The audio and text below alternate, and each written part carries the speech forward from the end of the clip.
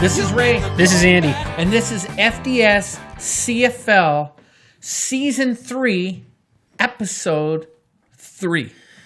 Speaking of threes, Ray, how stupid is it that it's week 2 right now, or we're going into week 2, and 1/3 of the league is on bye week?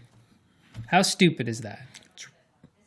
I almost said it. You almost swore a little bit? No, not swore. I just almost said a word that you can't really say in 2019 anymore. It happened to be one of my favorite words back in the day, but I can't say it anymore. Oh my gosh, so that sounds worse than swearing. So let's just go with it's stupid. It is stupid, and if I think the rest of the CFL, every owner, every team should chip in and help build that stadium in Halifax just to remedy this nonsense. We gotta get that 10th team. We gotta get it. Anyway, this episode of FDS CFL is brought to you by Moose Light, because if you need a beer, you should get a Moose Light. Why? It's scary good, folks. It's scary good, and I have to tell you, today's been a long day for Ray. And I'm speaking to myself as a third person. It's been a long day for Ray, and that was not correct at all. But keep going. Yeah, I'm sorry. Anyways, this beer tastes extra special tonight. Good. All right, you ready for a quick Week 1 recap, Ray? Week 1 recap. Thursday night game. Hamilton outlast Saskatchewan 23-17. Zach Collaros, Ray, leaves the game after the 4th play from scrimmage, I believe, after a late hit by Simone Lawrence on a slide. Big-time concussion. I believe Zach Collaros is now on the 6-game IR, and Simone Lawrence has been given 2-game suspension. Now, the Riders' tough defense kept them in it. The score actually looks maybe a little closer than it truly was because Hamilton kind of gifted them 7 points the following drive after the hit with 50 penalty yards at least, basically getting revenge for it. But, despite being down to their third quarterback, the Riders' defense kept them in it. Let me ask you this, Ray. After seeing that hit a bunch of times, you think 2 games was about right for Lawrence? Well, listen, when I watch this game, one of the things, I don't care what league you're talking about, whether it's CFL, NFL, the MFL Maritime Senior League. Well, that's going to ring true for all our CFL fans. Yeah. What I'm trying to say is, on the first game of the season, as an official, when we're in the room talking about it, we always talk, let's get out and get through the first 10 plays of this game. After 10 plays, guys are going to settle in a little bit. Okay. But guys come out. It's the first game of the year. First game of the league year. Guys are going to be amped up on prime time. They're coming out. Safeties are looking to hit. Linebackers are looking to hit. And really, for the most part, quarterbacks and offensive guys are looking for that first hit of the year just to get into the grind of playing football again. Yeah. Now, this was the 4th play of the game. Now, Collaros comes out of the pocket, and there's no question he's going to slide on this play. Right. But there's also no question that this Lawrence, he's amped up to get his first hit in the season. Sure. And if it's on a quarterback, I mean, that amps you up even more. Even more. Yeah. Right? Because a guy playing his position doesn't get that chance that often unless the quarterback is scrambling, right? Yeah. Now, in watching it, in game speed, I have to be honest, I didn't think it was that bad of a hit. Okay. I saw him come up. To me, he had already committed to the tackle before Collaros had started his slide. Okay. And once that quarterback goes on his slide, defenders are so concerned now where to hit somebody. Yeah. Fair enough. Anyways, he got 2 games for it. Is the question you asked me whether it's yes. Right. Yeah, it's 2 right. 2 games is 2 games. Should he appeal it and ask for 1? Yeah, yes, I think he should. Simone Lawrence came out after the game and basically said, "Look, I love Zach, and the last thing I was trying to do was hurt him. It was unintentional." I saw the game. When I see the hit at game speed, I say bullshit on that one. But that being said, when you slow it down, and the guys at 2-0 actually agreed with us, and they're Saskatchewan fans, so I was actually surprised by that, or at least one of them did. But anyways, you can tell that he committed to his hit. a little bit before Zach started sliding. That being said, was there a little extra mustard put on the shoulder? Probably. Yeah. But listen, football is a very emotional football game, Andy, not just for players, coaches, officials, but fans too. Yeah. And there was a lot of fans out in the CFL going crazy, calling this guy a dirty player. Yeah. That was wrong. I really don't like those opinions. Okay. Because to label a guy a dirty player means he's had multiple incidents. Yeah. And this guy hasn't. So I just don't like that term dirty player on this particular play. Interesting. Okay. Well, I'm not sure if he's had multiple incidents or not, but you got one more thing to wrap this up? We got to fire through these. No, let's go. All right, let's go. Next up, Montreal visits Edmonton, and your brother, Trevor Harris, absolutely shines in his debut for the Eskimos. Edmonton takes out Montreal 32-25. I was actually impressed with Montreal and how they played, especially where they also had a quarterback of their own go down, who I may have started in fantasy, and I'm kicking myself for it right now. Whoops. Montreal actually was surging in the fourth quarter after they handed things over to Vernon Adams Jr., Ray, and I guess that's where my question's going to come from. I know you're going to want to touch quickly on Trevor Harris's performance if you want to, but the question I really have for you, Montreal's on a bye in week 2, which is stupid. Yep. We've already talked about Yep. that. But that being said, if Pipkin's ready to go for week 3, do you go back to him? Or, based on the strength of Adams, do you make it a conversation? Listen, I liked Adams. Now, we got to see Pipkin in 2018 too, and he had some successful moments and games in 2018. But I liked what Vernon Adams brought to this game. Yep. Threw for 134 yards, touchdown, interception. But, that's a tough call. It's a tough call. I think Pipkin's you shouldn't lose your job to injury, and I think Pipkin will get a shot to start for this team when he's ready. I think that's fair, Ray. And if you compare their performances, they weren't that different. Yeah. It's not like it was that different. Next up, your old flame from last year, Ottawa, goes into Calgary, and I still can't believe this, and takes out Calgary on the road, 32-28. Dominic Davis, the quarterback for the Red Blacks, Ray, throws 4 picks, no touchdowns, though he got some touchdowns on the ground. And they managed to, in a Grey Cup rematch, they actually managed to go in, and I'm sure it's the first time for all kinds of things happening here. They go in and they take out Calgary. But here's my question for you. A 0 touchdown to 4 interception ratio, how confident are you in Dominic Davis moving forward for the season? Well, I'm going to talk about this particular game in a few minutes on one of my segments. Okay. But just specifically on that question, I don't know if I'm overflowing with confidence in my quarterback that on the first pass of the game puts up almost a pick 6. Yeah. And the fact that he put 3 balls into the same DB's hands. Yeah. That makes me a little nervous, Andy. Makes me a little nervous. But I'll tell you one thing. I love a guy that can win. Yeah. I love a guy that can find a way to win, and that's what this guy did. So I'm going to keep a short leash on this guy going forward. Fair enough. And in a game that would rival the surprise level, I think, a little bit, though I'm not sure which one I would give it to. Winnipeg rolls into BC, Mike Riley's big debut for the Lions, and they hammer them. Hammer might be a strong word, but we're talking about a 10-point victory, or 33-23. Nichols outduels Riley. The big difference is Nichols had all kinds of help from Canadian running back Andrew Harris. So my question for you is, after seeing Riley's debut, he's chucking the ball all over the field. He's getting all the receivers involved. It's vintage Mike Riley. It was very impressive. I believe the running backs, the starting running back had 2 carries for like a yard or something. 4 carries for 4 yards. Yeah. All right. Does he have enough help? No. And BC, they made a huge smart move to bring in Riley from the Edmonton Eskimos. Yeah. Right? Yeah. But did they not watch the game film on Mike Riley in the last 2 years? Mike Riley tries to put a team on his shoulders and win a game by himself. And in the sport of football, Andy, especially when you got 12 guys on the field in the Canadian Football League, You can't do that. You need to have assistance. And Mike Riley, even though he threw for 324 yards, a touchdown, and 2 interceptions, you got to give this guy support. You need to be able to run the ball. Even though there's 3 downs, you got to run the ball.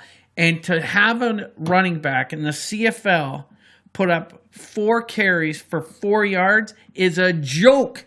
You can't have that at this level. And you're right. We didn't even know if Matt Nichols was playing. Well, right? I put that more on us than anybody else. But yeah, you're right. And he came out and he shined. 3 touchdowns. Andrew Harris, 148 yards. And then, Streveler comes in and picks up a touchdown, a short yardage touchdown. Which is why he's so expensive in fantasy. Exactly. I know that's going to happen. But, I love Winnipeg this year. I'm on the Winnipeg wagon. I loved Ottawa last year, Andy, because of my relationship with Trevor Harris. But last year I was very fond of the Winnipeg Blue Bombers. 100%. And this year I am all about the W, and I am riding the Blue Bombers all the way to the Grey Cup this year, baby. Grey Cup in Calgary, Winnipeg Blue Bombers called it. That's your week 1 recap. It's time for Ray's Take It and Leave It. Take it and leave it. That's the best sounder I got for That's this. the best sounder you got for that? That's I got. great. I think we probably could have went without a sounder, Ray, to be honest with you. All right, here we go. Here's my take it for this week. Yep. I'm taking my brother, my pal, Trevor Harris, Andy. I figured. All right, listen. I'm taking too. Let me talk about this guy. He's been in the league since 2012. He's played 7 years in the CFL. Over the last 7 years, this guy's completion percentage is 70.4. His yards after catch is 8.5, and his overall quarterback rating is 103.1. Okay. In week 1, I like how you threw a receiver stat in there. Keep going. yeah. Week 1, or it's yards per attempt. Sorry, yards per attempt. Got okay? it. That's yards how you per derail attempt. a guy. Boom. Yards per attempt. Yeah. All right. Week 1 of his 8th season, dressing up for the green and gold, Yep. he was 78% passing completion, 10.9 yards per attempt. Gotcha. And he had a quarterback rating of 136.9, Andy. That's pretty impressive. This guy was unbelievable in this week 1 matchup. 447 yards, 3 touchdowns, no interceptions. Let's talk about, we talked about Greg Ellison being there, and this was going to be a huge matchup for him. Greg Ellison had 5 catches for 66 yards, but he's got 2 other guys he loves. Collins Jr., 9 catches for 170 yards, no touchdowns. Yeah. And Stafford, who I happen to have on my fantasy team, 7 catches, 98 yards, and 2 touchdowns. Yep. Trevor Harris blew it away in week 1, and I'm going to take that performance all year long if I can get that out of Trevor Harris. Awesome. Let's hope he continues it and stays consistent, because as we know, every once in a while, Trevor Harris gives us one of these, reels us in, and then the fish gets off the hook. But anyway, what's your leave it, Ray? Here's my leave it. Calgary fans, you're not going to be happy about this. Oh, here we go. But I am leaving the Calgary Stampeders. And we're going to talk about our CFL power rankings later. In a moment. And I'm telling you, I made a huge mistake because the Calgary Stampeders should be at the bottom of my list. Wow. And I'll tell you why. Okay. These are the Grey Cup champions. You beat my brother Trevor Harris in the Grey Cup last year at Edmonton, and I didn't like it. But how did you guys get home fielding advantage against Ottawa in the Grey Cup match against a weaker Ottawa team? Yeah. There's no question it's a weaker Ottawa team. And not only did they lose this game, Andy, they got ran over. There was no run defense whatsoever. That's true. For the Calgary Stampeders. Yep. And Bo Levi Mitchell, who I think, what did he have, 25 sacks total last year? Yeah. He got sacked 3 times in this game. It was embarrassing. Trey Robinson has 3 interceptions for the Calgary Stampeders. Brandon Smith has a pick 6 against the Ottawa Red Blacks. Yeah. Yet they can't get this game done. Yeah. Special teams, Andy. We talk about special teams and how important special teams are in the Canadian Football League. Yes. They had 2 fumbles on special teams. Offense, defense, special teams. Calgary, if you're going to compete in this league this year, you got to get all 3 units running. Whew! All right. Sorry. Ray is leaving the Calgary Stampeders. So I'm just going to get rid of that sheet because it makes me sick. Wow. To think that Calgary played that bad as Grey Cup champions. All right. Well, you alluded to our power rankings. Let's go through our power rankings following week 1. You can find those on firstdownsportspodcast.com, by the way, if you want to check them out. But hey, they're on the screen for you right now if you're watching this on YouTube. Ray and I had very similar lists after week 1. We both had Winnipeg in the top spot. We both had Edmonton in the second spot.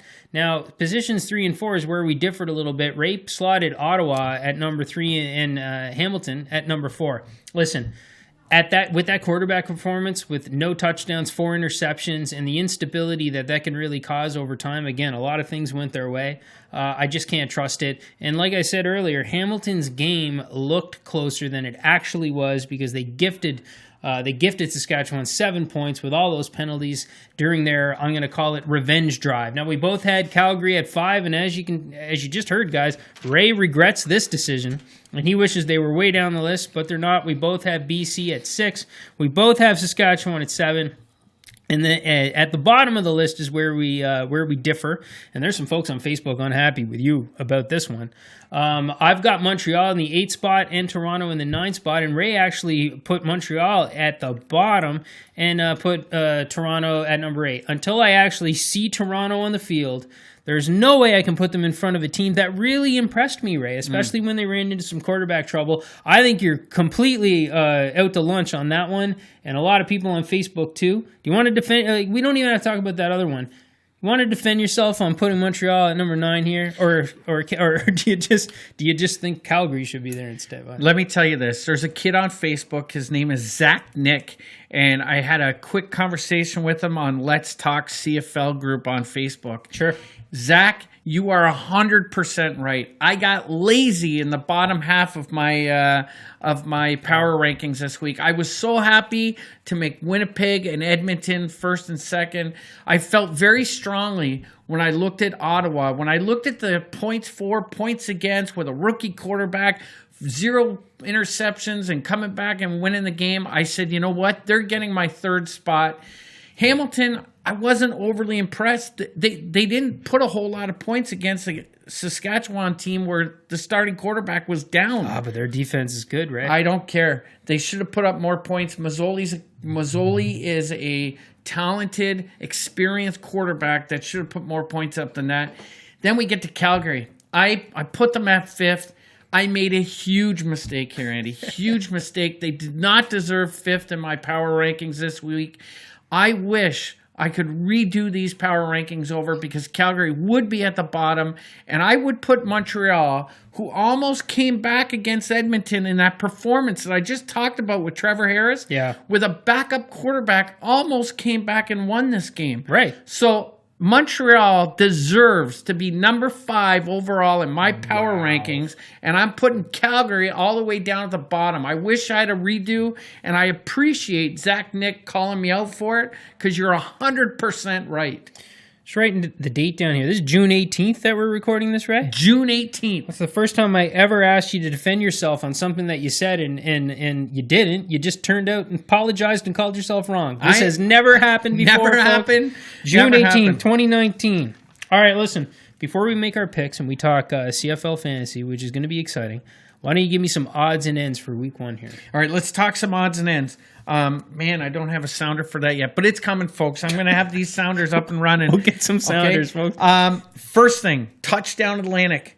So I don't know if you saw this, Andy, but on Facebook, I noticed it first on Facebook and later on Twitter. Yep. Touchdown Atlantic announced, the Schooners announced a Father's Day flash sale. Yep.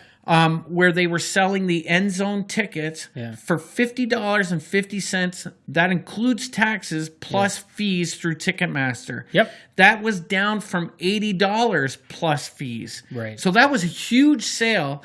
I haven't heard what kind of response they got from that sale, but We just had Anthony LeBlanc on our podcast. If you haven't caught that, go check it out. Anthony LeBlanc said, watch out. Some things are going to change very quickly. He lived up to those words, Andy. It happened. It did. I'm seeing some negative things on social media, only that a lot of people were looking for some traditional marketing and some traditional advertising to tip them off of this. I'm going to be honest with you. I saw it on Facebook. I never even noticed it on Twitter until I went looking for it. So again, it's great. I do hear it though. The local people around here and the people down in Halifax wondering why there's not more traditional marketing happening. I think that's coming. It's coming, Andy. It's coming. But you know what? We're podcasters. I understand the Schooners issue right now. If you see the Schooners share something like this on social media, share it again. Do them a favor. Share it. Help them get the message out to all the CFL fans across Atlantic Canada that want to go to this game.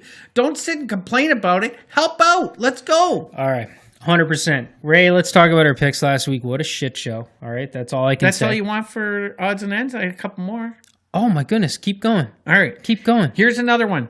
I don't know if you know this, but the CFL and Mexican TV just struck a deal, so the CFL is going to be televised across Mexico. That's awesome. I don't know if you know this, Andy, but there are 18 players today from Mexico that are playing in the CFL on various teams. That's awesome. So this could be Randy Ambrosie's been talking about CFL 2.0 and expanding the game outside our borders. He's doing it. Yep. He is doing it. And I love that about this guy. He's aggressive and he's already struck a deal with ESPN. Now we got a deal with Mexico.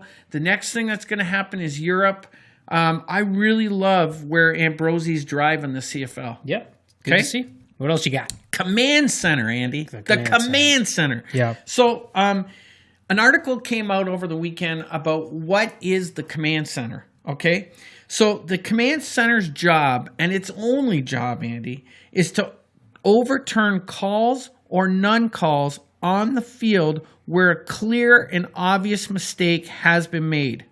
Okay. It's a backup to the on-field officials. Okay. And Ambrosie states, and this is true, and as an official, it doesn't matter what standards you put in place, no set of standards will ever be perfect. Right. But that being said, the biggest play I want to talk to leads us back to the Lawrence play, okay? Where the on-field officials decided to turn the 15-yard call into a 25-yard call with no ejection in the game. Right. The Command Center has to be on top of those calls because in the Canadian rules, you have what's called targeting, okay? Yep. Now, I know the CFL rules alter a little bit, but when somebody tries to, it's all about intent of the player. If you use intent to hit another player's helmet, whether it's your shoulder, whether it's your helmet, it's 25 yards and ejection. And there I was want to know intent. why the Command Center didn't catch on that. Even in the Montreal game, Pickem was face masked and drove to the ground. Yeah. Why did the Command Center not come in and talk about that play? Why didn't they? I don't know. But they don't have to make a huge deal of it. Whether it's whispering down to the referee, have a discussion with your crew, throw the flag. We talked about this last year, how to use this Command Center. I still don't think it's being used the way it needs to be used. And as an official, if I miss something on the field, I want somebody to be in my ear to tell me about it. Gotcha. So those are the three topics in our odds and ends this week. Touchdown Atlantic, CFL Mexican TV deal, and that's how the Command Center is currently working, or supposed to be working. All right. Well, let's talk about those picks that I apparently was way too enthusiastic to go through, and I apologize for that for sure, Ray, but it was a shit show, like I mentioned, for me specifically. That's twice you used the That's S all word right. today. That's all right. All right, This podcast is sponsored by beer, Ray. Oh, yeah, that's right. I think we Speaking of beer, I'm ready for another sip of my scary good. Light. All right. Last week in the picks, Ray, you went 2-2. Now, week one's always crazy, all right? And sometimes, well, I specifically, especially in the picks in fantasy, I try to get a little too cute week one. And once again, that rang to be true. You were 2-2. as we mentioned before, you and I are going to alternate week to week. So every week, one of us has to pick a lock of the week. The other one has to pick an upset of the week. Yeah. Last week was your lock of the week, and you picked Edmonton. Yeah.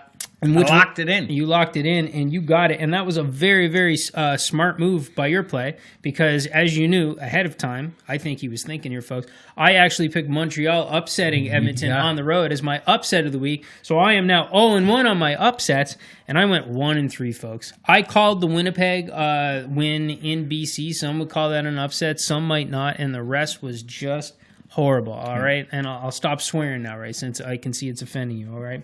But that's our picks so far. I've got to rebound big, so why don't we pick our games this week, and we'll see if we can do a little better. I'm going to try not to be such a gunslinger on this one. I'm going to try to be a little more conservative. Okay. Thursday night game, Saskatchewan is visiting Ottawa, so who knows? I'm pretty sure their number 2 quarterback is back and healthy enough to play again for Saskatchewan. So he's going to roll into Ottawa to face Mr. 4-pick. What do you got happening there? I got Ottawa winning this one. I think they're going to come off that success that they had in Calgary.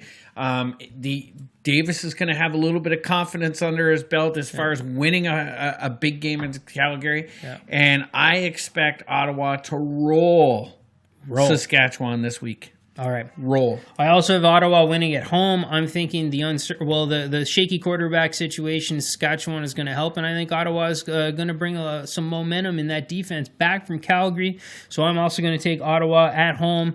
And just spoiler alert, because I'm going to let you know as it goes, but I'm going to lock up Ottawa at home this week because I found it really difficult to decide on a lock for this week. I'm locking up Ottawa. You're locking them up. I'm locking them up. Okay. Next game, BC's rolling into Edmonton. So we're going to have Trevor Harris facing off against Mr. Mike Riley. Mike Riley hits the road for the first time. What do you got happening? This is a special game. Mike Riley's coming back home to Edmonton. Nothing's changed in Edmonton, essentially, with what Trevor Harris did last week. And you know what? Until the BC Lions show me they can move the ball, other than through using Mike Riley's arm, I'm not taking them. Okay. I'm not taking them. I'm taking Trevor Harris and the Edmonton Eskimos to knock off the BC Lions in this game as well. All right. I've got a similar thought process, but it goes the other way. Until I can see Trevor Harris have 2 extremely dominant games in a row, I'm not betting on it. I think Mike Riley's going to hit the road, go back to Edmonton, listen to the boos, be fueled by it, and I think BC is going to win this game in Edmonton. Wow. All right. Next up, we got Hamilton on the road, and they're going to face Toronto. Toronto's finally going to get on the field. We're going to see what they're all about. Give me your pick. This is going to be a great game. Battle of the QEW. Yep. Battle of QEW. These two teams, they don't like each other a whole lot. There's a big thing going on in Toronto this weekend. There's a big tailgate party going on in Toronto. I don't know if you've caught this on social media. No. But there's a big tailgate. They're going to expected to have a really good crowd for week 1 of the season. I hope they do have a really big crowd. I'm going to be watching to see how amped up the crowd is, especially with this tailgate party. I think it's going to be a lot of fun. I am taking Toronto in this game. A lot of unknowns about Toronto at this point, but there's one thing I do know about Hamilton. They can't put points on the board. Oh, there we go. So until Hamilton starts putting points on the board, and they've got the tools, Brandon Banks, until they put points on the board, I'm going with the Toronto Argonauts. And guess what, Andy? I think this qualifies as my upset of the week. I'll give it to you. I'm taking Toronto as my upset of the week. I'll give it to you. I won't dive into this too much. I'll say I'm taking Hamilton in this game. That's all I really have to say about it. Our picks are so different this week that I think I'm either getting back into this race or I'm getting buried. You're back of the bus. Don't know what's going to happen. Fantasy week 1, as I mentioned, also part of that S show that I was talking about. Listen, I always try to get too cute in the first week, and I tried it again. I had a player that had 0 points, and my quarterback that I started, Pickem, was out halfway through the game. I still managed 84.8 points. That's fine. I started like that last year, and then I followed it up with 3 or 4 weeks in a row with like 120 plus points, hoping to repeat that. So I'm now sitting in 4th place in our FDS pool because it's more of an enclosed sort of competitive league, and I'm in 28th in the Atlantic Schooners league. Wow. Ray, you managed 102.4 points. I know you were so proud of it. You actually like announced it on Facebook. I don't know that you realize that that's not that impressive. That was good for second in the FDS pool and 14th in the Schooners League. That's right. Good job. I'm glad you got that 14th. Yeah, absolutely. I definitely plan to rebound here and take you out in week 2. I have to after that. You want to run me through your lineup as it exists today? Again, it's subject to change if we find out something crazy's happening. But what does your lineup look right now? So I want to tell you, I came 14th in the Schooners League. Okay, that's great. I went through the top 5 teams to see how come I'm not in the top 5. I had great scores. Right. Ineligible rosters, folks.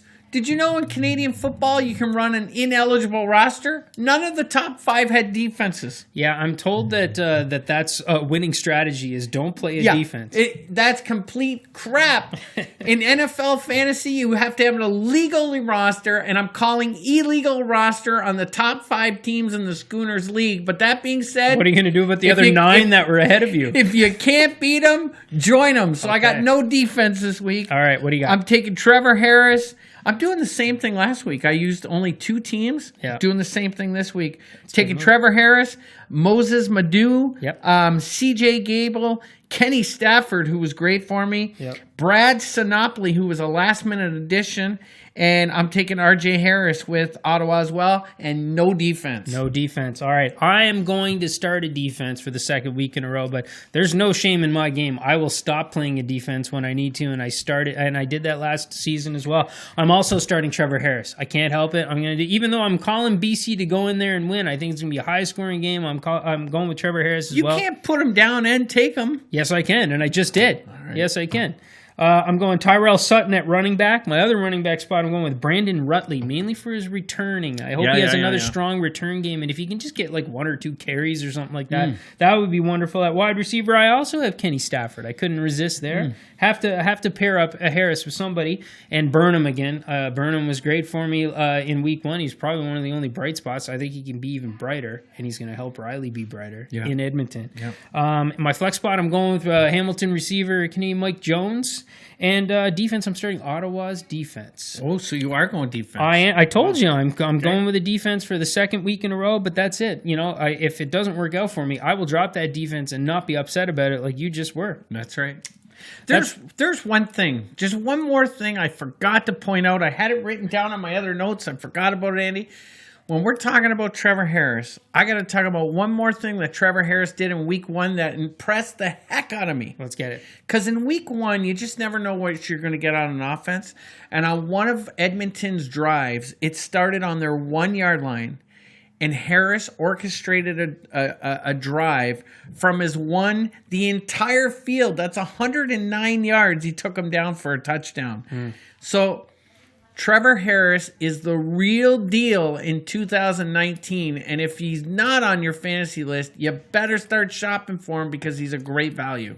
That's it for this episode, folks. If you're watching this on YouTube, please like, comment, and subscribe to this video. If you're listening to this wherever you get your podcast, if there's a subscribe button, hit that too. Hit it. Go enjoy week 2. We'll catch you later. See you later, guys. I love you, brother. That was weird.